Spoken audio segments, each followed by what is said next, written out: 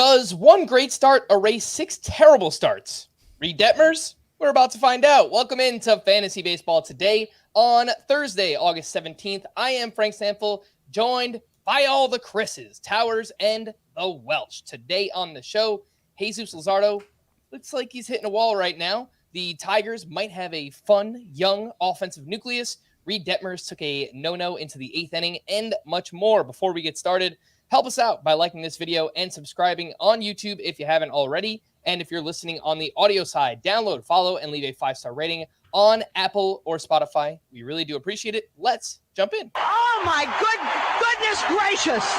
Oh my goodness gracious. The Yankees are under 500. Let's talk about another team. Towers, you are up. Player of the night.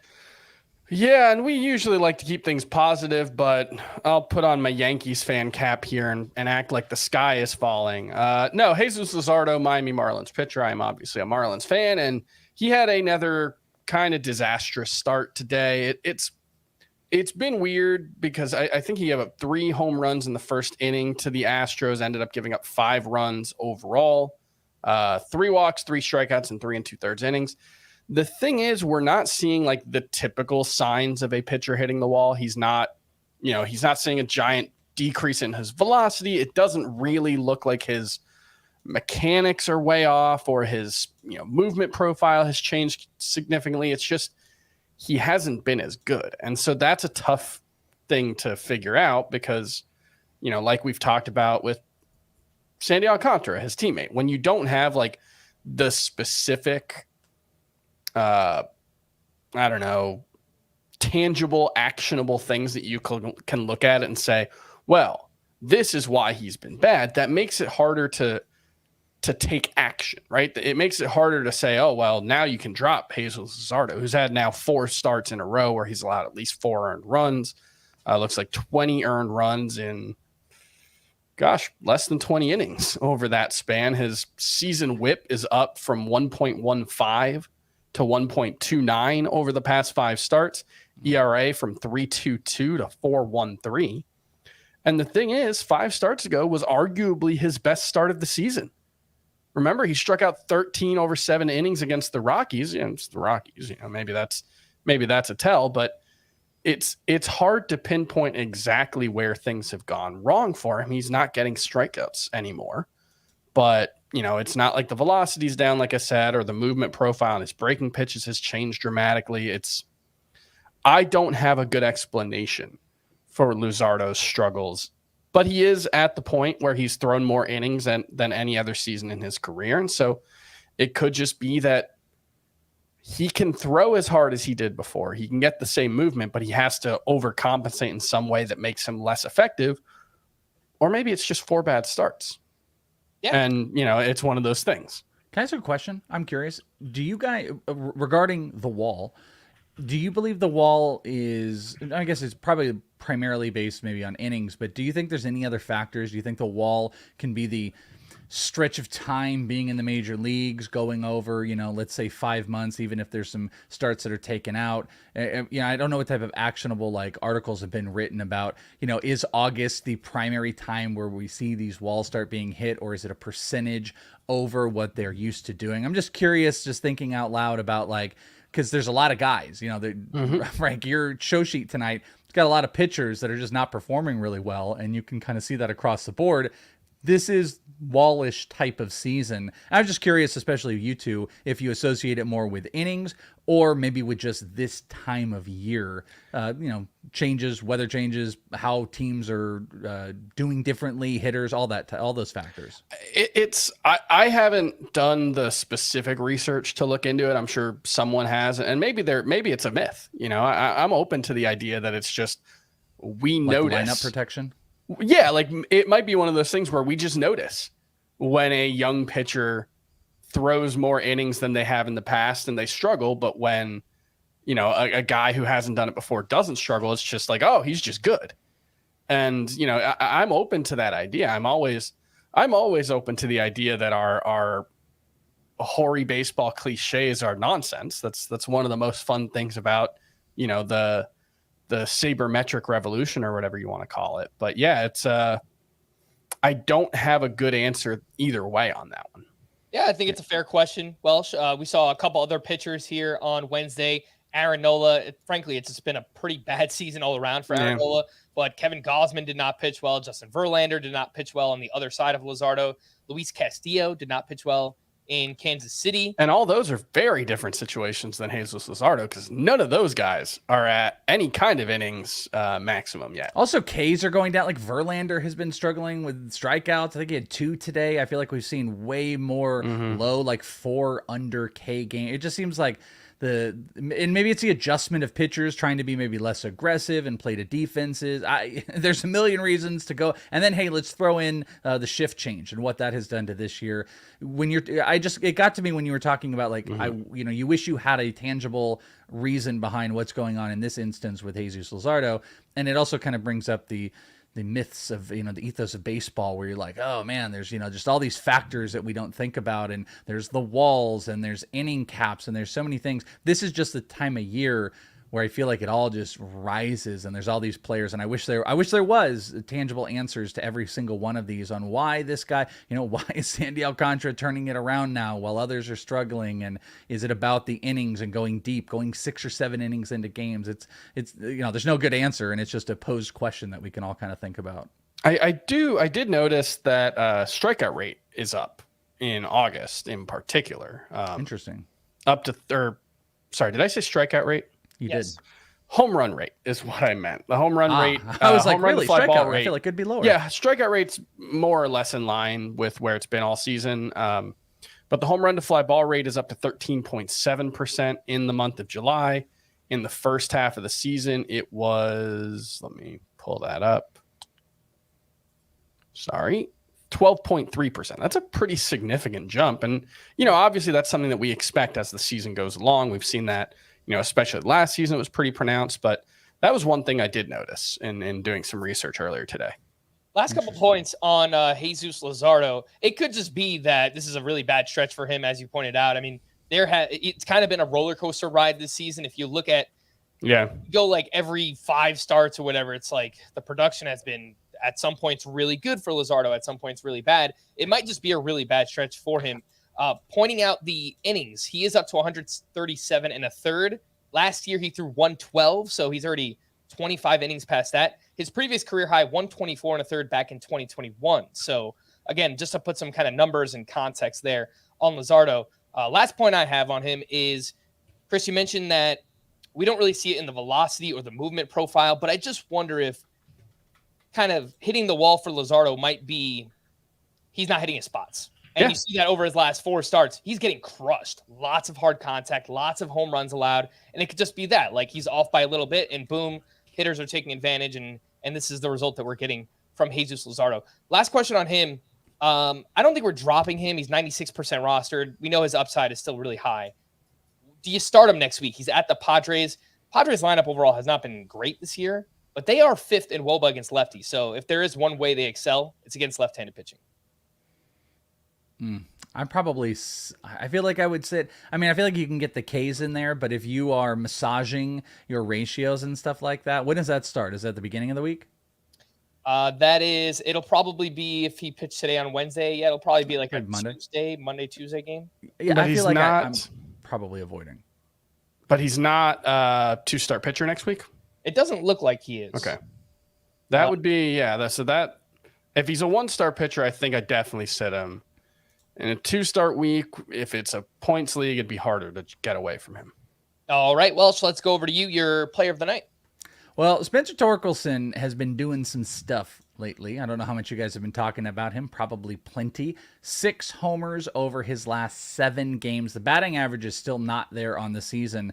But, one thing I just wanted to bring up, obviously, he is a guy that is on a nice little stretch right now. One of these, a lot of corner infielders are kind of picking it up. Somebody that you can get out in your lineups if you hadn't already been. But you want to talk about, good timing to build value for next year. Torkelson has got all the beautiful signs of a player that you want to buy into next year, outside of just looking at what is a pretty friendly Baseball Savant page. When you look from a slider perspective, you're looking at hard hit, all the EVs, xWOBA and stuff like that. This is of a guy that you're going to expect that's going to be a 35 plus home run hitter. The strikeouts, a little bit of a problem. The expected stats also sitting in a really positive range. 259 expected batting average, which is almost 30 points higher than his current batting average. Average EV on the year, 92.4, which is top 8% in the league. His barrel percentage at 13.8. We're getting close to double what it was last year. And the hard hit percentage, top 6% of the league, under 25K percentage.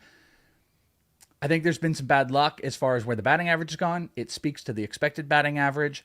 I think he's going to carry this in, push 25 plus homers to the end of the year. That's being very simplistic about it. On his pace, he's going to hit 30. But Torkelson, from a dynasty perspective, I think is a awesome buy in whatever capacity you could still buy right now, because I think he's trending in a great direction where we're going to see a turnaround next year. This is a very smart baseball player. You know, he has been dealing with pitchers specifically pitching to him in different instances since ASU, and the hard hit numbers are through the roof. He's getting back to finally barreling. He's crossed over that 10% range, which I'm looking for. He's up to 13 with, you know, elite-ish hard hit numbers. I think everything is giving us huge warning signs that Spencer Torkelson is ready for a breakout, and we might be experiencing some of that within the last 6 weeks of this season. So this is a great time to buy. This is a great time to keep managing. I don't know what his ownership percentage looks like. I bet his roster percentage has probably recently been decent, but overall on you know, let's say the last month, it's probably been under 40%. But I think the batting average is turning. All the other numbers are going with it. You get guys like Riley Green hitting in front of you. Just a big time for Spencer Torkelson, and a big buy, I think, going into next year. He's going to be someone I'm very into. And he's someone that, you know, the advanced metrics have liked a lot more than the standard metrics. And it's been one of those cases where we've been trying to figure out, is there something in his profile that just makes him prone to underperforming? There are some guys that is true. And you look at his actual WOBA for the season, it's 314. His expected WOBA has been higher than that every month this season.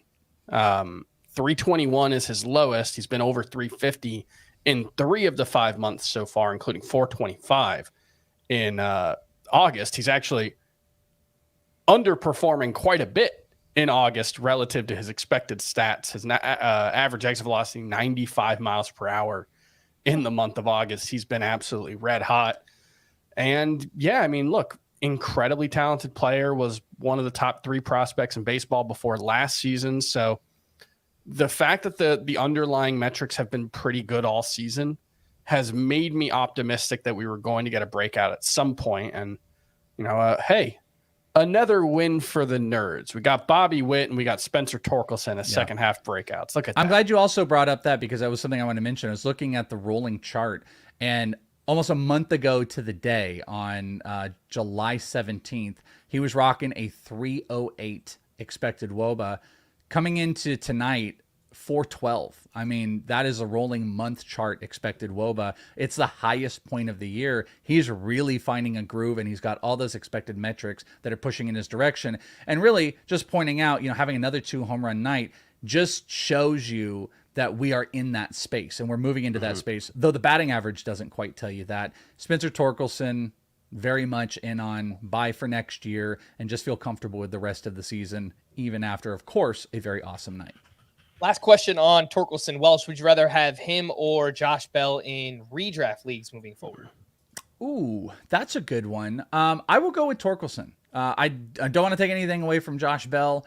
I also don't want to take anything away that's not like a great offense that he's hitting in front of. But like, my whole point of this thing with Torkelson right now is like the trend that we're setting into. I think this is going to be a 6-week trend through the end of the season. You know, 6 homers in the last 7 games, couple multi-hit homers. I think he's going to carry that through the end of the year. And I want some of those big power numbers. Josh Bell has definitely kind of revived everything, and there's some of that offense in front of him that's a little bit better.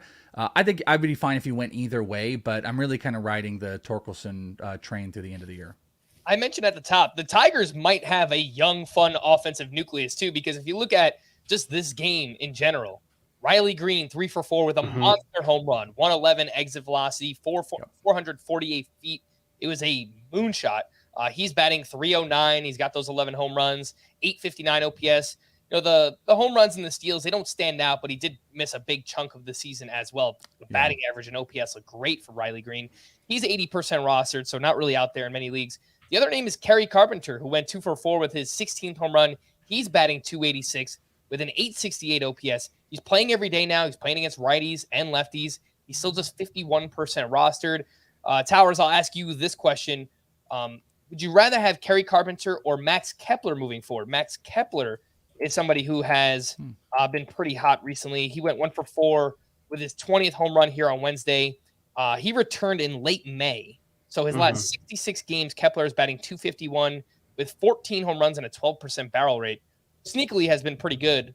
Who would you rather have, Kerry Carpenter or Max Kepler? And we have seen Max Kepler be a pretty good fantasy option. You kind of have to go back to 2019 to get there when he had that 36 homer season, but he's always been someone who has had, pretty good underlying metrics and has underperformed them somewhat consistently. And I don't think that's a mistake. He pops up quite a bit. He is very pull heavy, very fly ball heavy in a way, when he hits the ball to the pull side that keeps his batting average down, but he doesn't necessarily have like the huge raw power. So I do think I would go, you asked Riley Green you asked Kerry Carpenter or Max Kepler, right? Yeah. I'll go Kerry Carpenter as much for the fact that we haven't seen him fail as anything else. But I do think Kerry Carpenter is just a good hitter as well. Yeah, Kepler hitting 3. I like that hitting 3 tonight. I think it was. So very nice to see that. Welsh, do you agree on Kerry Carpenter over Kepler? Yeah, to be honest with you, I actually might lean Kepler. I love the batting average. There's always been big power. I love the idea of him hitting 3 in that lineup. Edouard Julien continues to go. We saw Royce back in there. Even when these guys get hurt, they keep bringing him back in. I would side on Kepler, but I'm not going to make a big defense for it. Kerry Carpenter, Kepler, I think they're close, but I'll just side on the other. All right, I will break the tie. I'll go with Kerry Carpenter. It is close, though. I really like what I've seen from Max Kepler. If you play in a 5 outfielder league, frankly, both of those names should probably be rostered in a league that deep. And just a shout out to, again, the Tigers. They've got these young players that are coming soon, too. Colt Keith, they got Justin Henry Malloy. This lineup actually might make some noise over the next couple of years. So shout out to those Detroit Tigers. Player of the night for me, I am going to go with Reid Detmers here, who took a no-hitter into the 8th inning. And so I posed the question up atop. Do 6 awful starts get erased by 1 great start? Because in his previous 6 starts, Reid Detmers had a 10.3 ERA and a 193 whip. In this game, he wound up throwing 7 1/3 shutout innings, still 4 walks. He did have 5 strikeouts, limited the hard contact. I didn't notice anything too crazy here. He threw more curveballs, which technically has been his best pitch this season. His velocity was down. Maybe that was by design. Maybe he, does a better job commanding his pitches when he takes a little bit of velocity off. I feel like we've kind of had that theory with Reid Detmers all throughout the season. But overall, it's been a disappointing year. A 4.93 ERA, a 137 whip. This was a fantastic start. Towers, how much are you buying into 1 great start following 6 very bad ones? I feel like this is like a theme with Reid Detmers. Remember last year he had the no-hitter and we were like, he stinks. And we ended up being right. He got sent back to the minors like 4 starts later. I don't think he will get sent back to the minors this time, but I don't see much from this start to be optimistic about moving forward that he's figured something out. The velocity was down, like you said. Movement profile on the curveball was a little bit different. Looks like he was getting less sweep, less horizontal movement. Maybe that's by design. Maybe, getting more of a 12-6 movement profile on it can make it a more effective pitch. But 5 strikeouts, 4 walks, and 7 1/3 innings, not particularly impressive there. So I don't know. Like, we're pretty much past the point where you could trade someone. So I don't even want to say, hey, at least it's a trade window. If you want to add him and he was dropped, that's fine. But I don't look at this start and say, yeah, I feel better about Reid Detmers now. What's so odd about it too is it's like you'd be like, oh, okay, well, let's play matchups. This would have been the biggest. Nope, I'm good matchup. We're not going to do that with the Rangers coming in. So I think he's volatile. I think that's exactly what you said. I was trying to look this up. I couldn't quite find it. I wanted to see per pitch what the zone percentage was on this season because 2 of the top 3 pitches he throws, because changeup and sweeper accounted for practically nothing, they were over 54% zone percentage. So you take a velo tick down and you take what I'm kind of presuming his season total zone percentage is 51%. That's all pitches combined. These are 57 and 54. So my thought process is like you think about velo coming down and hitting the zone more. You're pitching to more contact because you were loosey-goosey with your command in general, which may have been kind of putting him a step back. It doesn't lead to anything. It still makes me think this is an inconsistent guy. Maybe I'm going to be a little bit more likely in a really good scenario to try to throw him out there, but I think he's dangerous. I think he's dangerous for your ratios right now. And 6-1 doesn't make me feel any better, regardless of no hit innings to 8. So I'm pretty dicey on Detmers rest of the way. The other waiver wire pitchers who emerged here on Wednesday, Mackenzie Gore had one of his best starts of the year against the Red Sox. 6 1/3 shutout innings, only 1 hit allowed, only 2 walks with 7 strikeouts. The bad news is that he left this start with a blister on his left index finger. So, frankly, we don't even know if he's going to make his next start. That is Mackenzie Gore. Then there's 3 names that you could, as of now, they look like 2-star pitchers for next week. So you can kind of beat the waiver wire, get ahead of it right now. Mike Clevenger, 7 shutout innings with 7 strikeouts at the Cubs. The matchups next week, the Mariners and the A's, it does not get much better than that. Javier Assad, back-to-back quality starts for him. 2 starts next week at the Pirates and at the Tigers. So, again, it does not get much better than that. Paul Blackburn had a great start at the Cardinals, 7 shutout innings with 8 strikeouts to 1 walk. And even him, he's facing the Royals, which I will point out, the Royals offense has been very hot in the second half, and at the White Sox. So pretty good matchups up and down here. Welsh, who do you like most? This group of 5 pitchers, Mackenzie Gore, Reid Detmers, Clevenger, Assad, and Blackburn, those last 3 with 2 starts next week. I mean, I think these are built around all inconsistent options. I mean, I think long-term, I immediately go to Gore. I've loved the stuff that has turned around for Gore this season, especially walks coming back down. I think this is leading into a really good path for the future. That doesn't help for right now. Offense stuttery. I don't like the idea of the blister. That's going to hold him back. That could be a start thing. Detmers, I've already told you about. I hate to say this because I feel like I have just been dismissive, but it's Clevenger. I mean, I don't even think it's a question between these 5. Detmers is not somebody that justifies must hold. Either does Mackenzie Gore in 12-10 formats. Clevenger, since the second half, 4 starts, a 1.57 ERA he's put up, a sub-1 whip. He hasn't had an over 4 ERA since May, which was 4.5. Again, it's not like a ton of starts. I think that equates to 7 starts, but he has been good. The strikeouts are there. And the matchup. I think really, truly, the matchup speaks for it. Because if you're talking about talent, it's somewhere between Detmers and Gore is the top, group. Clevenger is maybe the second one. I didn't want to say the word that everyone's waiting to hear. That won't because Scott's not here. And then the bottom 2, Assad and Blackburn, like they live in their own little basement down there. So I'll go with Clevenger really based on the matchup. Yeah, I would agree with that too. I mean, it just the process doesn't really support what Mike Clevenger is doing right now. Yeah. But again, those matchups, Mariners and the Oakland A's for next week, I'd be pretty excited about that. So, go ahead. Sorry, did you mention that Gore left his start? Yes. Okay. Yeah. That was yeah. So it's Clevenger for me. I guess if you play in a points league and you're looking for a relief pitcher, Javier Assad is a spark. So keep that in mind. But I think I'm probably going to put Clevenger at the top of that list, even with this great start from Reid Detmers. Let's wrap up here on the oh my goodness gracious. Give some love to Christian Walker. I mean, this dude, he must enjoy Coors Field because he is going ham right now. 3 for 3 with the double dong. He has 5 homers over his last 5 games.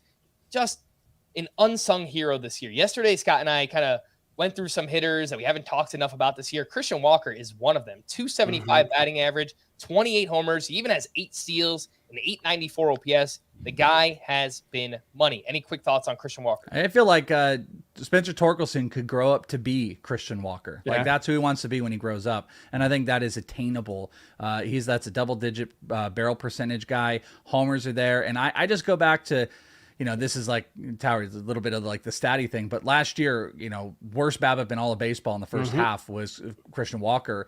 And then he proceeds to have like, what was like a 280, 290, whatever it was, insane second half. It built back. and we get to see who the real guy was. Those expected, even if it's just BABIP and expected batting average, was telling the story that this guy's a much better hitter. He destroys mistakes. He has light tower power. Max EV is pushing 114 this year. And I think, again, it speaks for itself. Even though he doesn't put up wildly insane hard hit numbers, he knows when to find it. It's a great offense. They trust him with so many players in front to be in scoring position, which has helped Walker, and friendly hitting environments that Christian Walker, maybe one of the most underrated first basemen. If you were to take like the top 15 first basemen, I'm not sure if you'd be able to find more than 2 other guys that you could really put like a underrated claim on over Walker. If you just had to make a guess on where Christian Walker ranks this season in 5x5 roto leagues overall, not just at the first base position, what would you guys say? Overall, I would say in roto, I'm going to go with 63. Towers? Sorry, you're asking Christian Walker. What do you think his overall roto ranking is this year?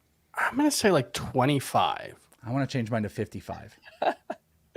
Entering Wednesday, Christian Walker was the 25th overall player. Wow. Look at this guy. Cheater. Look at me. Look at Cheater. this guy. How did you get 50? How did you get 25? I was looking it up, I think last week before a podcast or after a podcast. I think I was giving you guys some trivia on guys who were ranked in the top 10 or something. And I did remember Christian Walker being surprisingly high, and that was before, obviously, 4 home runs in 3 games at Coors Field. Yeah. Oh my goodness gracious! Play of the night, sequence of the night, I guess of the day, because this was during a day game. A pinch hit inside the park home run by Luke Raley, who, if you haven't seen this play, it was very interesting. That was fun. He hit one of the brick wall in right field in Oracle Park, took this crazy bounce, kind of rolled across the top of the center field wall, kicked all the way back across center field, and it was easily an inside the park home run. It was not close. It wasn't even. I'm watching it. I'm watching it too. That's wild because it hits off there and it hits off the top right where a homer would be. It did like a double bounce and then it just flew over to left. I mean, if there's a park you're going to hit a inside the park home run in, it's going to be in San Francisco. Yeah, it's one of those fun ones where if you look at the expected stats, it says home run 30 out of 30 parks. He just happened to hit it to the one park. Well, I mean, technically correct. The best kind of correct. But yeah, it was that was fun. Yeah, it bounced so far that like it careens past the center fielder and he has no chance to get it. And I think the left fielder ends up running past the center fielder to get it. That was a fun play. A very, very fun play. Let's take our first break here. And when we return, talk about some waiver wire hitters, some really fun young players. We spoke about the Tigers, Zach Geloff. The dude just continues to mash. We'll talk about him right after this. Driving into the stadium, seeing everybody tailgating, I get that ready to go feeling. You know, to walk through the fan section over there and see that many people excited about football, so I'm really looking forward to it. You get away from football for a little bit and then you start missing it, you get that itch again. For me, that first catch is everything. Once I get one catch, I'm in the zone. Getting back to football. It's been too long. We can't wait. Can't wait. We can't wait. We can't wait.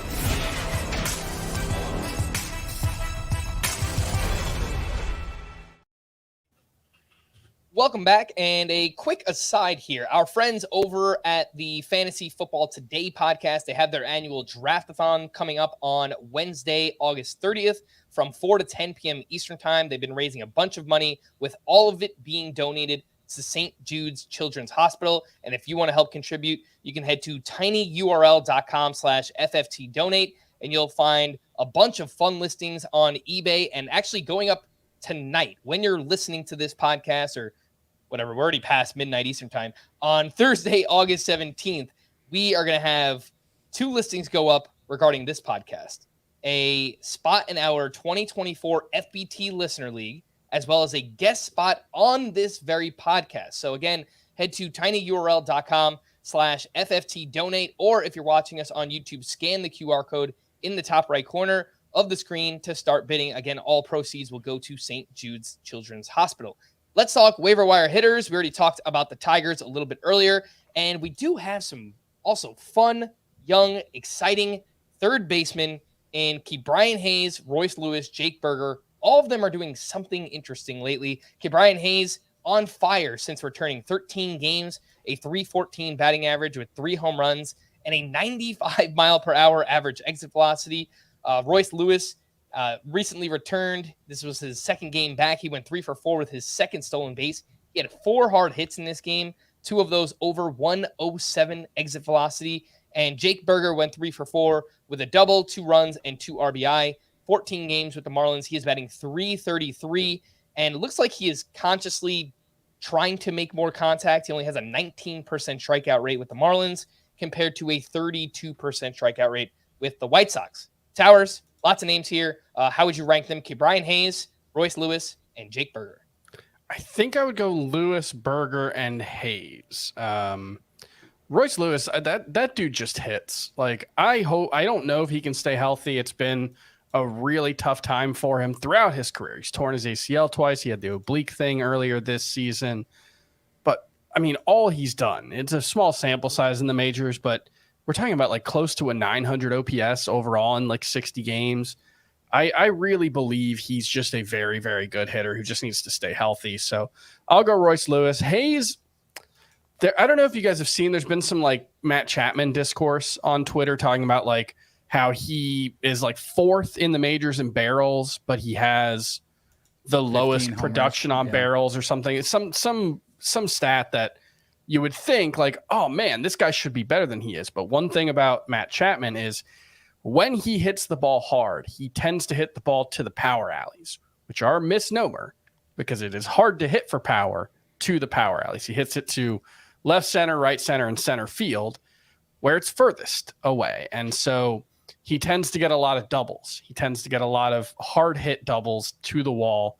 And I think you see something similar with Brian Hayes, who also has, in addition to that, the not elevating the ball problem. But Brian Hayes, I've had him as a breakout / sleeper for several years now because he hits the ball really hard. 92 mile per hour, 92.6 mile per hour average exit velocity, 49% hard hit rate. Those are really, really good numbers.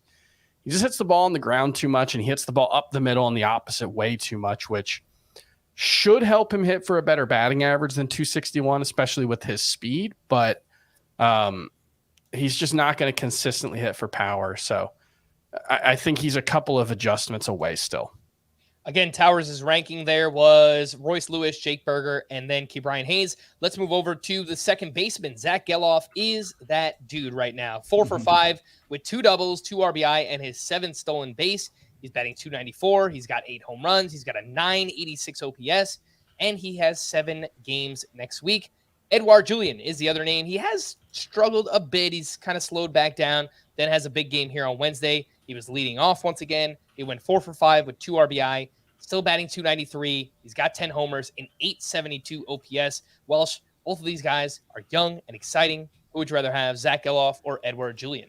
Boy, 2 players, Frank, we both got to see last year. I didn't think I would feel this way because I liked Zach Geloff a lot last year. I just wasn't sure where the offense was going to develop. And, there's plenty of things that are going to tell us we're going to calm back down on some of this. I mean, he's got a 40-plus differential between his batting average and expected batting average. Strikeouts are a bit high, but, Royce Lewis's are as well. I am going to go with Zach Geloff here, though. I think the offensive impact has been huge. Edouard Julien, I love the idea that he can hit higher in a lineup. It's a better offense, but we've seen those inconsistencies. July was great.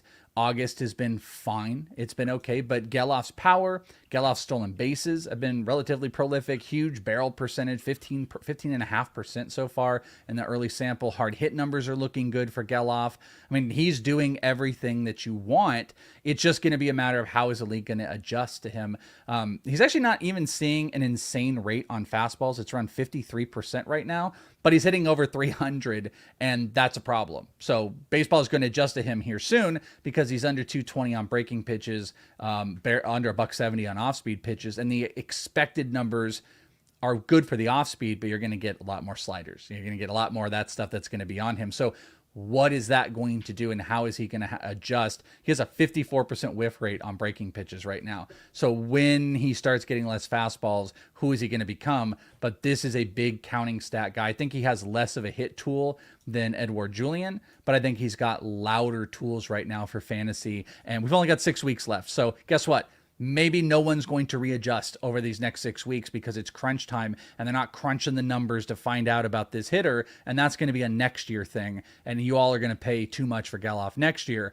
I'll pay for him for the rest of this year over Julien. I will do the same. And partially because of playing time too. Edouard Julien still does not play consistently against left-handed pitching. I don't know that he should either. I mean, the small sample in his career so far, he has not hit well against lefties in the majors. He didn't hit well against lefties in the minors either. So I kind of worry about Julien being a long-term platoon player for the Minnesota Twins. That faint sound you hear in the background is Scott shrieking in rage at you guys picking Edouard Julien or Zach Geloff ahead of Edouard Julien. I mean, he hit 200 against lefties. That's probably not going to get you in the lineup every single day, so I worry about that. Look, Julian's fantastic. There's so many things. I think, what did I say on here last November, Frank? I said Edouard Julien, for whatever people knew about him, will be a vet for 10 plus years in baseball. Like I could see that instantly from him when I got to see him in the AFL. And you look at the numbers, he's a major league player and he'll be a good major league player. It's just with this stretch, I want all 5 of those tools, and Geloff is really having no signs of slowing down until he sees a completely different arsenal, which I just don't know if that's going to happen at this point. All right, let's slide over to the catcher position. And all of a sudden, we've got 3 catchers. If you play in a 1-catcher league, you might actually have trouble choosing which one to pick up because all 3 of them are red hot right now. MJ Melendez, back-to-back 3-hit games. He went 3 for 4 with a double, a run, and an RBI. So far in the second half, he's batting .304 with 6 homers, 2 steals, and .886 OPS, 95.3 average exit velocity for MJ Melendez. But Cal Raleigh could still be out there. He hit another home run on Wednesday. Keibert Ruiz could still be out there. He hit another home run on Wednesday. Towers, how are you ranking these 3? MJ Melendez, Keibert Ruiz, Cal Raleigh. I would go with Raleigh at the top, then probably Melendez, and then Ruiz. I think Melendez, just the tools are a little louder. I mean, he's a guy that, like, the raw ability is really, really impressive for MJ Melendez. 93.6 miles per hour average exit velocity, 51.4% hard hit rate. That's really, really good. He's been underperforming the expected stats for most of the season. Obviously, there's a lot of swing and miss here as well, which hurts his chances, but he's cut the strikeout rate down to about 25%. Since the All-Star break, it was, like above 30% before that. So that's the kind of thing where if he can just be a plain bad, a below average or above average strikeout rate guy, MJ Melendez has real offensive ability. That's what we liked about him coming in addition to playing outfield. And also, you know what? You're not going to have a chance to play him at catcher next season in fantasy. So you might as well take advantage of the next month and a half or so. Again, that is MJ Melendez, who should have a leg up on playing time versus Cal Raleigh and Keibert Ruiz for the rest of the season. 2 names in deeper leagues, much deeper leagues. We're talking 15-team, 5 outfielder leagues here. Stone Garrett went 2 for 4 with a double dong for the Nationals. He's had a solid year. He mostly plays against left-handed pitching, but I noticed he has started 5 straight for the Nationals, batting .266 with 9 home runs, 3 steals, and an .804 OPS. The other name is Nelson Velasquez.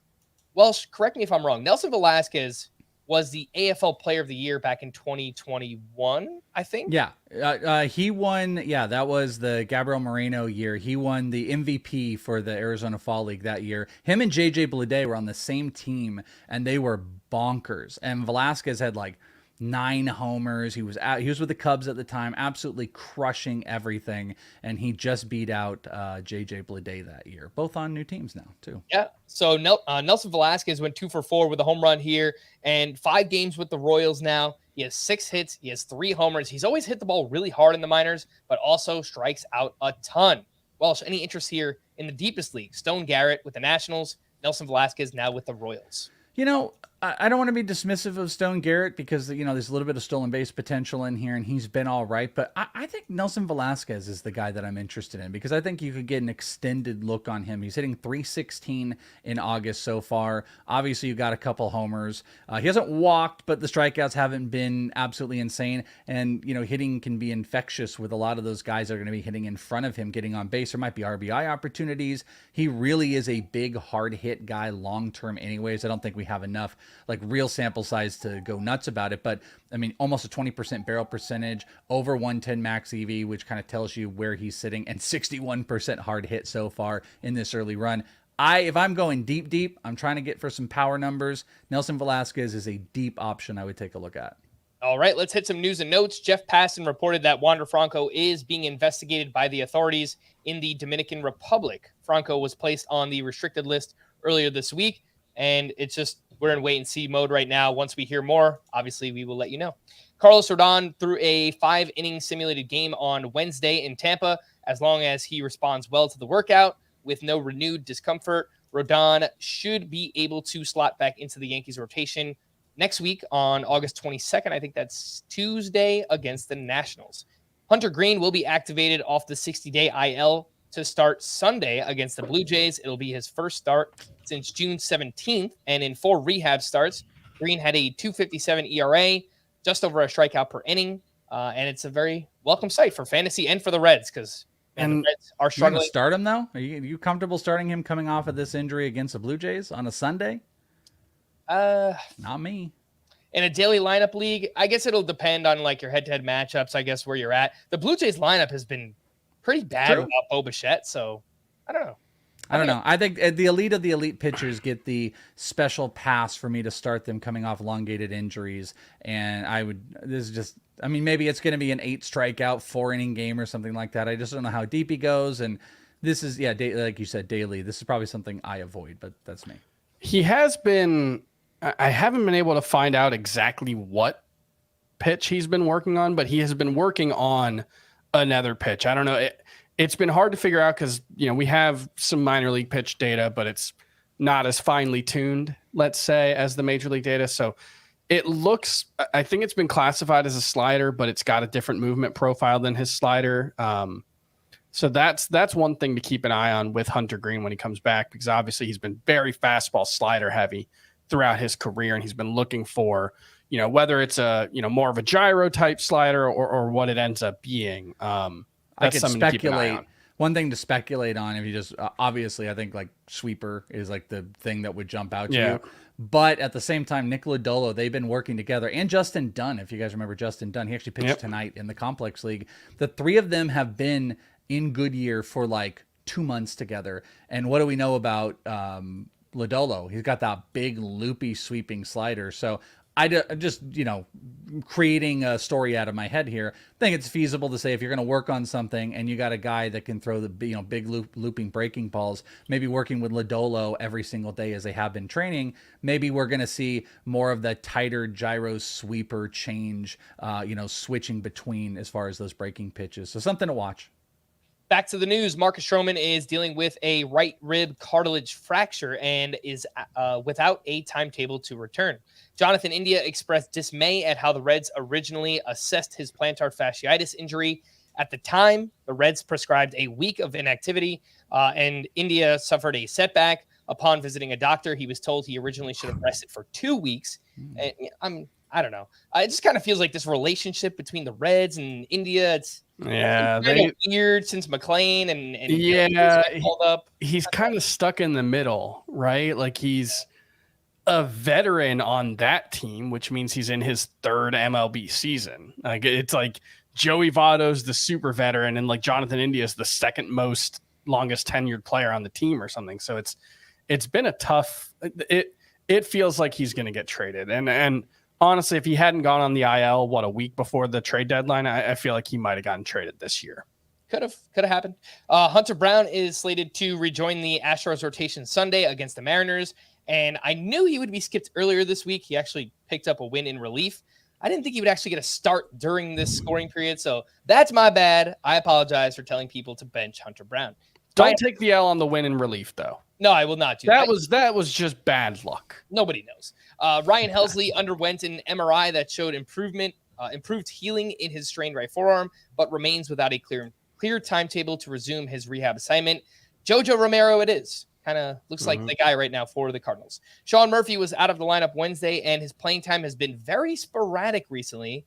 It's kind of weird. He started just 8 of 16 games in August, and there's no report of an injury.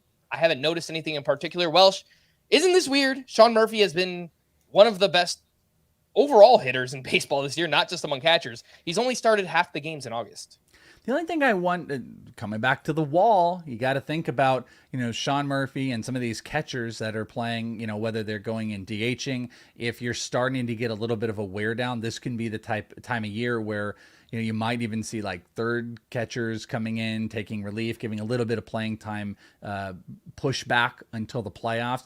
Again, it's speculation because it is weird. And what else do we know about this? I think there might be some specifics there, though. Remember, over the weekend, he got hit by a backswing on Saturday, and then on Sunday night, I think in the 7th inning, he got hit by a backswing and actually had a big gash in his head and ended up staying in the game. But I do wonder if it might be related to that, if anything.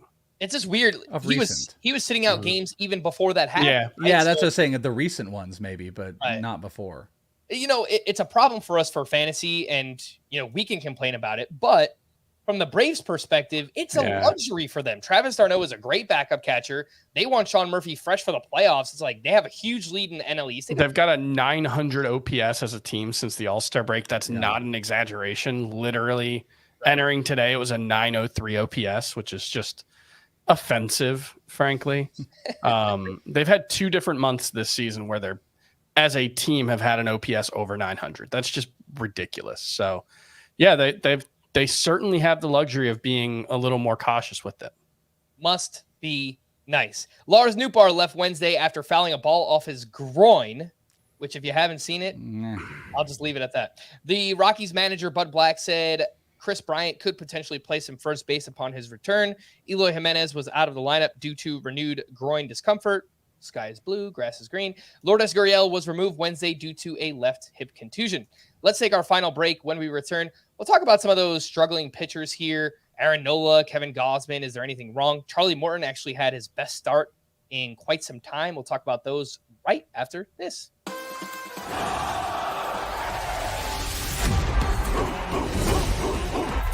Fight for something. First play of the game to the last play of the game. 1, 2, 3. And we got 2 of the hottest houses. This is big-time college ball. They're going to come. We're going to come. 2 big boys getting ready to play. Big, the operative word here. And here they come.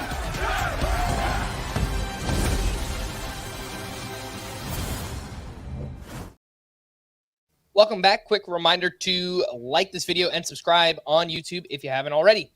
Aces who didn't exactly pitch like an ace on Wednesday. Aaron Nola, 5 innings, 4 runs, 4 walks. That's kind of weird for him.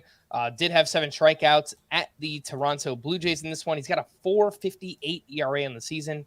Just a weird year for Aaron Nola. Kevin Gausman, he was even worse on the other side. 5 1/3 innings, 7 runs. 5 of those were earned.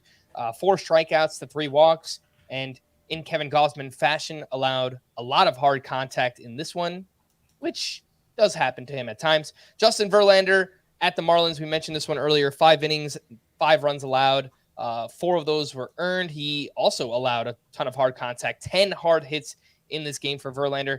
Towers, anything that you noticed here with Verlander, Gausman, and Nola that might worry you for the rest of the season? I mean, Nola, it's not just the rest of the season, right? This is who he's been all season, and it's actually gotten worse all career since the All-Star break. And just look at his season by season ERA. It's 1 year up, 1 year down. It's a mess. He's a weird pitcher. I think part of it might just be him. My theory all along has been that he doesn't have I don't want to say he doesn't have ace stuff because he's got really, really good stuff, but he's not throwing 97. Right. He doesn't have overpowering stuff. So I think it might just be that his margin for error is just a little slimmer than some of the other high level pitchers. But because of his, ability to pitch it deep into games and stay healthy and all those things, he kind of comes out as an ace in the end when you take it all into account. But yeah, I guess I look forward to buying low on Aaron Nola next season. I don't really know what else to say. Like, I still think he's good. I still, would view him as like a top 25 starting pitcher the rest of the season, but obviously he hasn't pitched like that. And, the curveball's been a little less effective overall. That seems like the biggest change from last season. And it's his most used pitch. So that's less than ideal. Gosman is having such an interesting season because he's kind of just like, he's becoming like Mecha Gosman. I don't know if that reference makes sense, but he's becoming like the most Kevin Gausman-y version of Kevin Gausman ever, where he's got the highest strikeout rate of his career, higher even than 2020, which was the shortened season. He's also got the worst quality of contact of his career, even going back to when he was really bad in Baltimore. And so it's like these extremes where if he's missing a fewer bats than normal, he's going to get hit pretty hard. But all in all, I mean, the overall numbers, I don't think there's anything to be concerned about with Gausman. It's just who he is. Towers, I have one other name for you. Charlie Morton had his best start in a while. 6 shutout innings, 4 hits, 1 walk, 10 strikeouts, which tied a season high against the Yankees. He had 15 swinging strikes on 94 pitches. And notice he did change up his pitch mix a little bit. He still led with that amazing curveball. He kind of faded his 4-seam fastball through more sinkers and cutters. It's not something we typically see out of Charlie Morton. This was his first start with less than 3 walks since July 14th. So it has been quite some time. Towers, your thoughts here on Charlie Morton and if we should start him next week against the New York Mets? We've talked a lot about the glob and, take your shot if you're playing the drinking game and the random number generators. And this feels like a bit of a random number generator game. And also just like the vibes are really bad with the Yankees. Like this might just be a really bad team the rest of the way. They've been, even with Aaron Judge back, the offense just hasn't been very good. He's amazing. Obviously there was, Charlie Morton, did you see the strikeout that he had on Aaron Judge? No. I think he struck him out. I don't know if it was a 3-pitch at bat, but all 3 strikes were on the curveball, and one of them was kind of hung up in the upper inside quadrant, and Aaron Judge just kind of like ducked out of the way. He was clearly fooled on it. It's a sign that when Charlie Morton's on, he can still be very good, but I don't expect this to be the beginning of a breakout given how bad, especially the control has been lately. Would you trust him against the Mets next week? I don't think I would. I guess if we're talking about comparing him to like the Javier Assad guys and you were thinking about picking up one of those guys to stream Mike Clevenger, I'd probably go with him over them. But, certainly still not someone I feel very good about. All right, let's quickly run through some prospect updates here with the Welsh. I'm going to throw a bunch of names your way. You sent these over to me, Welsh. You said guys that we might see in September. Jordan Lawler from your Arizona Diamondbacks. His first game at AAA on Tuesday, he went 1 for 4 with 2 walks and a 420-foot home run. Did get off to a slow start this year, but obviously has turned his season around in quite a big way. There was a recent report that the Cubs could promote their top prospect, Pete Crow Armstrong, in September as well. And then there's 2 other names here. Darrell Hernaiz is a 22-year-old second base prospect with the A's, and Pedro Leon, a 25-year-old outfielder with the Astros. Welsh, what do you have on that group? Yeah, so like Pete Crow, I feel the most confident about. And you know why I also feel the most confident about it? Because I'm liking it just to how I was with Corbin Carroll last year, where it was like, all right, he's good. I'm getting him for the AFL. This is going to be exciting. He's just getting to AAA. And then bam, majors. They give him that work. I think the best play any team can do if they're going to, manipulate that service time stuff and have a guy start next year is get them a little bit of playing time now and then push them into next year. Not to say that they won't go to the AFL, but literally Gunnar and Corbin Carroll both played this in Rookie of the Year favorites. And I think that's Pete Crow. I think Pete Crow is the guy that is aligned for this. Any reports out there, it's fantastic news. AA this year hit 289, 14 homers, 27 stolen bases, 24% K percentage.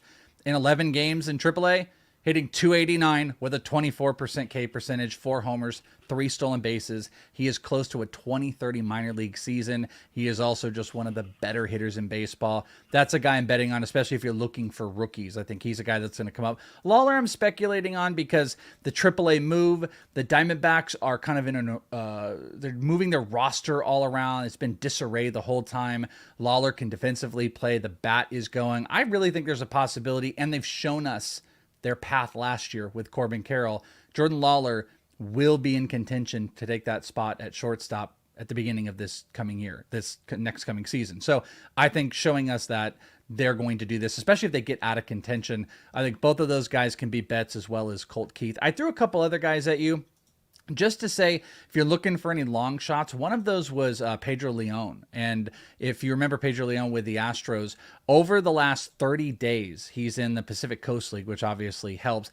8 homers over the last 30 days, 313 batting average, over 600 slug, 4 stolen bases. His strikeouts are always a problem, but he can play short in the outfield if the Astros are looking for something. And they have to see what they've got out of him, because this is like it with Pedro Leon. So I do think we're going to see him in September. And the other guy I brought to you was Darnell Hernandez, who used to be a Baltimore Orioles guy, and he's now with the A's. And he has had a smoking start the last 30 days, or at least over the last 30, 333, 2 homers. He is tied for 4th in total hits in the PCL over the last 30 days, 5 stolen bases, bunch of walks, can get on base. I think that's a guy that we could see for just a little bit more depth. But if I'm, ranking them, it's Pete Crow Armstrong, Jordan Lawler, Pedro Leon, as far as a few bats to bet on. Those top 2 guys are the main prospects I'd be looking for if you're still playing that game in redraft for the rest of the season. You mentioned if we don't see Jordan Lawler at the end of this year, there is a chance we could see him on opening day rosters next year. And you did send me over 5 pretty big names that you think they might be competing for a spot on opening day rosters next season. Just guys that need to be on our radar. Junior Caminero, 20-year-old third base prospect with the Tampa Bay Rays. He's been amazing. Jackson Trio, we've heard for the past couple of years. 19-year-old outfielder with the Brewers. Jackson Holiday, he's just moved up every level and just continues to hit. And then 2 names that were just drafted in this year's draft. Dylan Cruz, who's with the Nationals, the 2nd overall pick. He's played 9 games at A-ball. He's batting .326 with 4 homers. And Paul Skeens, who is a 21-year-old starting pitcher with the Pirates. He recently got bumped up to A-ball as well. Any quick thoughts here on Skeens, Cruz, Holiday, Trio, and Caminero? So I actually think one of these guys could even be a sneaky this year guy, and it's Junior Caminero. I will say, I don't know if you guys talked about this news at all. Very strange, very un-Rays-like. They sent, and you can understand some of the situation going on with the Rays, by the way, and why they might be doing some of this. But they sent Carson Williams, who is in high A, up to AAA. He skipped AA. We don't see that often, and that's not a Rays move. That's a very odd move, and then he proceeded to hit. Carson Williams has got some strikeout issues, which I'm a little concerned about, batting average issues, but he's got tons and tons of talent. So you could be like, oh, well, Carson Williams is the guy, and Caminero is below him. I'm not necessarily so sure that that's going to be the case, because I think Caminero is a guy that could surprise us. I really do. Over the last 30 days, .310 batting average, 6 homers. He's controlled the strikeouts. It's 20%. He's a doubles machine as well. He's polished. He's young. I wouldn't be surprised to get some good-natured stuff going on with the Rays. Then maybe in what all of this chaos is going on, they bring up who might be the next big face of this organization, Caminero, up. I think he's a likely guy. The rest I just don't see as this year guys. I will say that I personally believe that Churio and Jackson Holiday will be in the Arizona Fall League. The other 2, I truly think Dylan Cruz has an opportunity to break camp. Actually, of all these guys, I think Dylan Cruz might be one of the highest of all these players to break with the team next year. Questions with Caminero. Churio could be likely. But Dylan Cruz has been a freaking monster in his day. Hard hit across the board, destroying every level. He's now played 10 games. The homers are there. The stolen bases are there. He doesn't get beat. He's not striking out at any insane clip. I really do think that's a possibility. Skeens is further away. My only argument to Skeens would be that this is a pitcher with a lot of wear and tear. There's already some questions maybe about shape, and spending too much time in the minors I'm not sure if this team what the Pirates really would want to do. They may want to get the bullets while you have them. So I think all 5 of these guys are guys to pay attention to for next year, which also makes them players to just keep a side eye on in September if a team decided to bring up, though I do not think Skeens and Cruz are that. I do think Caminero, even Holiday, and Churio are all surprise options we could wake up one morning and see. And again, just remember those names. If you are a madman like me and you like to do these off-season slow drafts, we have these 50-round draft champions drafts over at the NFBC. These are just names that you draft in the later rounds, and hopefully they make an impact at some point next year. Let's wrap up with some leftovers here, and I've got 4 pitchers. Aaron Savali turned in his first quality start as a member of the Tampa Bay Rays. James Paxton also turned in a quality start. Nice to see his velocity was back up in this one. Last start, the average fastball was 93.8 miles per hour. This start, 95.6 for Paxton. So nice to see that back up there. John Gray, back-to-back 7-inning starts. Unfortunately, the other side of Reid Detmers for John Gray in that one. And Blake Snell just keeps doing his thing. 6 innings, 2 runs, 5 strikeouts for him. He leads baseball with a 2.65 ERA. He also leads baseball with 78 walks this season. It's something that has, according to the Padres broadcast, has never been done in baseball history. Leading the league in ERA and leading the league in walks. Crazy stuff. Towers, any thoughts on Blake Snell, John Gray, Paxton, and Aaron Savali? Yeah, I mean, I made the joke about Kevin Gausman ascending to his final form. This might be Blake Snell's final form, where he just becomes the 2 true outcomes pitcher. Everything's either a strikeout or a walk. Yeah, I mean, look, in this one, at least the walks were low. You know, he had been like 7 walks per 9 since the All-Star break or something before this one. So I'll take that. That's an upgrade for where he's been. You know, he's been someone who obviously it's not actionable since most trades are done, but I didn't expect him to sustain his production moving forward. He needs to figure out a way to keep the walks under control better than he had been. This is a good start. Hopefully he can keep that going moving forward. I don't have a ton of faith in Aaron Savali. I know he's been proving me wrong all season in that regard, but I still think he's more like a 4-ish ERA pitcher than what he's been. The one thing that's interesting is just I wonder, with all of the injuries for the Rays, are they going to give him a little longer of a leash? You know, they're a team that doesn't necessarily let guys pitch 3rd time through the order very often, doesn't let guys go 6 innings very often. Even in this one, though, only 89 pitches. So, you know, not necessarily signs of that yet. That's always a problem with the Rays, is you've got to be really efficient to get the quality start with them. But yeah, if I had to rank, Snell's way ahead of the rest of them, but I think I'd still go Paxton, Gray, Savali among those 3. Yeah, I think so too. Last pitcher note here. Scott and I got duped by Matthew Liberatore. That's right. Once again, he allowed 6 runs against the Oakland A's. And, you know, we were buying back in because the velocity was up his last start. He was talking about all these mechanical adjustments that he's made. The Cardinals have kind of figured something out. Then he goes out, he gets rocked again. His velocity was back down. It looks like, as of now, Matthew Liberatore can only pitch well when he kind of really goes for it and that velocity is up. When the velocity is up, it looks like he pitches pretty well. But other than that, it's been a pretty big train wreck for Matthew Liberatore. A few hitting leftovers. I feel like this hasn't happened before. I could be wrong, but Josh Lowe and Brandon Lau both homered in the same game. Josh, his 15th home run. Brandon, his 16th home run. And a cool stat per MLB.com, Brandon Lau became the fastest primary second baseman to reach 100 career home runs ever. He did it in 477 games. So shout out to him. Matt McClain, coming back down to earth a little bit recently, and then he went off on Wednesday, 3 for 5 with a sock and 2 shoes, 13th home run, and now up to 11 steals on the season. Bryce Harper, 3 for 4 with a double dong. He's got 9 home runs and 7 steals. The power is down this year. Feels like he might be a little bit unlucky. His expected slug is about 40 points higher than his actual slugging percentage. So perhaps we see more power from Bryce Harper over the final couple of months here. Julio Rodriguez, 4 for 6 with 2 RBI and 2 steals, has really turned it on in the second half, batting .295 with 6 homers, 8 steals, and an .871 OPS. The call to the bullpen, a few updates for the Mets. Brooks Raley pitched in the 7th inning with a 3-run lead. The Mets tacked on a few more runs. Adam Ottavino pitched in the 9th. And currently, I would say it's Adam Ottavino's job to lose. For the Tigers, Jason Foley got the 9th inning with a 4-run lead. He gave up 3 runs, including 2 homers. And the Tigers are kind of searching in the back end right now. I think Foley might be the leader, but it also might not matter because they're a pretty bad team.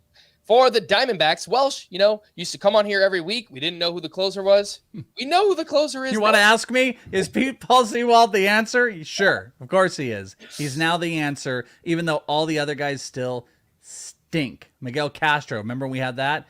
Giving up runs. They all stink. Good. Trade everything for Paul Sewald.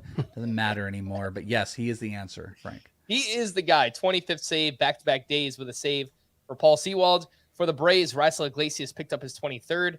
For the Angels, Carlos Estevez has struggled recently. He allowed 2 hits and a long fly ball to right center field. I thought it was out, but just missed being a walk-off 3-run homer. He escaped with his 26th save, but it's been a rough go here for Carlos Estevez. Gregory Santos entered in the 9th inning with a 2-run lead. Did not record an out. He gave up a 3-run homer to Christopher Morel. Took his 2nd blown save and 1st loss of the year. For the Mariners, with Andres Munoz unavailable, Matt Brash got the 9th inning. He gave up a solo homer, but picked up his 3rd save. It feels like the Mariners have had a save opportunity every single game since Paul Sewald has been traded. And frankly, I think that they've been overworking Andres Munoz, and that's why he hasn't been at his best. So he needed a day off. He threw like 42 pitches on Tuesday night. Hopefully he gets back on track. And for the Padres, Josh Hader picked up his 27th save of the year. To stream or not to stream, Thursday, we've got a light slate of action. I think we've only got 6 games. And the only name I gave out yesterday was Jose Quintana at the Cardinals. And even that one I don't really love. Big old nope. None of it. I mean, maybe Rich Hill, if you want to pretend the Diamondback offense is going to kind of be putrid. But I don't want to hinge the rest of my week on these. No. Lance Lynn is not a streamer at this point, right? He's 2 rostered, so no.